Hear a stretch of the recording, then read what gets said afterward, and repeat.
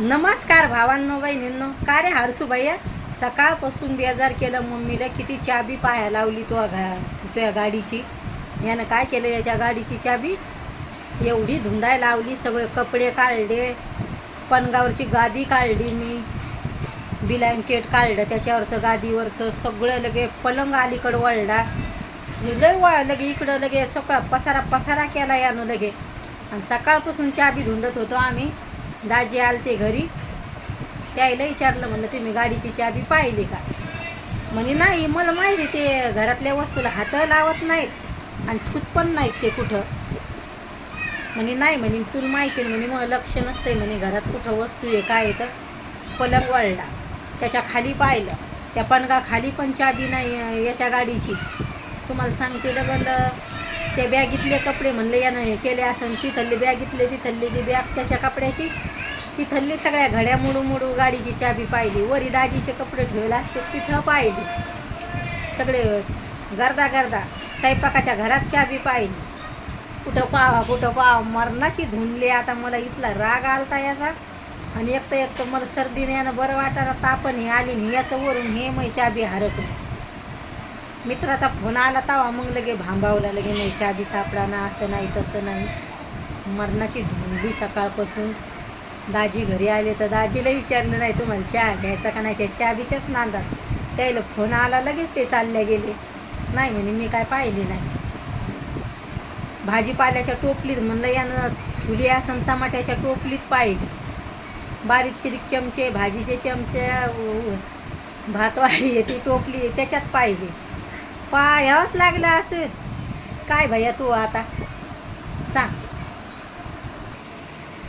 याला जीवावर आलं, जेवण करू लागला भैया. तर त्यानं जायचं ना पाणी घ्यायला, तर त्यानं मला मधात हेडं बंद करायला लावला. म्हणे आधी मला पाणी दे. सकाळपासून मला भैयानं बेजार केलं आणि आता हसायला लागलाय. पाणी घ्यायचं ना, आपल्या माईला बरं नाही बापा. तरी स्वयंपाक केला, मुगाची डाळ बनवली, 5-6 पोळ्या बनवून ठेवल्या. म्हणलं लेकराला भूक लागते आपल्या. आणि चाबीसाठी हैराण केलं, धुंडून धुंडून कटाळले. ते पलंग म्हणलं आता जसा वळलाय तसा तूच म्हणलं आता ती जिथल्या तिथं लाव. म्हणलं मी काय लावणार नाही, मी तुला चाबी धुंडू लागली. चाबी कुठं होती सांग बाया, चाबी कुठं होती तर. हां भैया, तर चाबी कुठं सापडली याची? खाली होती गाडीला. बरं झालं याची गाडी कोण नेली नाही. 2 दिवस म्हणजे काल गेलता हो, मला मिरची पावडरचं पाकिट संपलं होतं, म्हणलं आणून दे भैया. तो आणायला गेलता भैया, तर रातपासून त्या गाडीला चाबी आहे. बरं झालं याची गाडी कोणी नेली नाही. आधीच तर गाड्या हे जात्यात मग चोरी. ते समजू नाही का भैयाला का बापा चाबी घेऊन या सोबत. आणि बंद घर धुंडायला लावलं आणि रिकामा गर्दा करून ठेवला. मग लय राग आलता भैया सकाळ. लय लगे म्हणलं जाऊ दे आता. मग म्हणलं जाय खाली जाऊन पाय, म्हणलं गाडीला चाबी असेल तर. तवा मग गाडीला चाबी सापडली भैयाच्या. मग तवा हाय म्हणे मम्मी चाबी. गेला हो. आता याला समजायला पाहिजे, पप्पा रोडवरच गाडी चालवतेत म्हणून. आपण कशाला जा आऊट साईडला गाडी चालू लागला का ना भैया. ते पाहिलं दाजीनं, तुमच्या दाजीनं गाडी उभी केली म्हणे, आरामानं चालव. म्हणजे फास्ट गाडी चालवतो. आज मा चेहरा सुकेलच आहे. त्यानं रात्रीच गोळ्या औषधी आणल्या होत्या. चाल म्हणे आज पण दवाखान्यात, संध्याकाळी जाऊ म्हणे आपण. म्हणलं नाही, सर्दी झालं मला चक्राने येतात कधी पण. मग असंच होतं आहे. मग गळाने हे लय दुखायला लागलं. तसंच होतं आहे ते. सर्दी झाल्यावर चक्रा येतात. चालू पण नाही वाटत मला, पायाला गोळे येते, मग चालूच वाटत नाही. असंच होतं आहे मला. भैयानं प्लेट जेवण केलं तर मग प्लेट आणून खायची का गिलास. मम्मी हेडं बंद केला, मम्मी मला गिलास भरून दे. आणि ताट इथं आणून ठेवले मी. असा करते. पणगाच्या खाली तर जेवणच करणार नाही, पणगावरच जेवण असा करतो.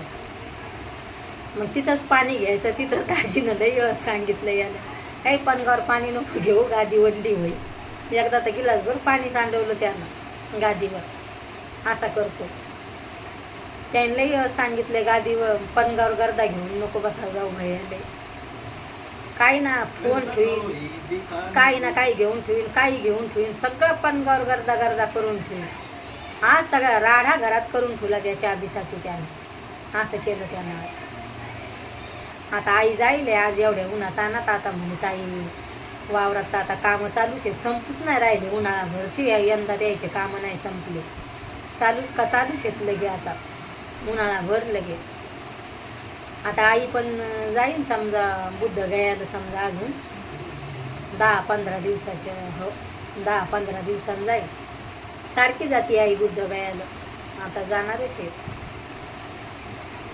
तर म्हणलं बापा काय करावं. ती चाबी बरं झालं सापडली, नाही तर सगळा गर्दा राडा करून ठेवला होता. मग ते वारला जिथल्या तिथं ठेवला. एक ते बरं वाटाना, काम करू वाटाना, आणि तवा लेकरं ढिंगाणा घालून ठेवते घरात. असा करतोय. छकू दिदी आली असा करून, आता मला कांदा कापून दे, टमाटर कापून दे, मला हे बनवायचे ते बनवायचे, मला बटाटे कापून दे, असा राडा करून ठेवीन. आता त्याचा राडा सांगूच नका. आता पसारा करते तेल. आता हे तेलकट वस्तू खात नाही म्हणाले, नाहीतर मग छोट्या छोट्या एवढुल्या पुऱ्या बनवतील दोघं भाऊ. तिथं स्वयंपाकाच्या घरात बनवते. पावसाळ्यात असली छकू देवी तर मग दोघं बहीण भाऊ, वरून पाऊस पडतोय आणि काही ना काही बनवणं चालू असते दोघांचं. एकदा फोनवर पाहिलं आणि गव्हाचं पीठ काढून बटाटे शिजवले, सगळं साहित्य टाकलं आणि गव्हाचं पीठ लावून तळले. चिखलच उठा पप्पा खाय, उठ मम्मी, सगळं पिठाचीच सुगंधी. असे राडे करून ठेवतो. आज तो राडा करून ठेवला त्यानं चाबीचा. ठूत नाही बराबर वस्तू भैया. मला कधी कधी मग लय चिडचिड होते लगे. बराबर वस्तू ठेवायची का काही. जेव्हा चाबी सापडली तेव्हा शांत बसेले. आता जेवण केलं, एक चक्कर मारून आल्या गाडीवर. सगळे घरचे मला बोलते त्याला गाडी घेऊन जाऊ नको, पण जातोयच तो चाबी घेऊन. आज तुमच्या ताईनं कानातले नाही घातले, काहीच नाही. आज ते दुखामुळं लय होते, ते कानं पण ठाणकाय लागले, सर्दी नाही आली. म्हणलं जाऊ दे तिकडे, कानातले नाही घालायचे.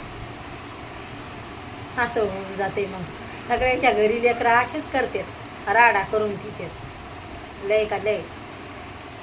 व्हिडिओ कसा वाटतोय तर नक्की सांगा भावांनो बहिणींनो कमेंटमध्ये. बाय भावांनो बहिणींनो, भेटते उद्याच्या व्हिडिओमध्ये.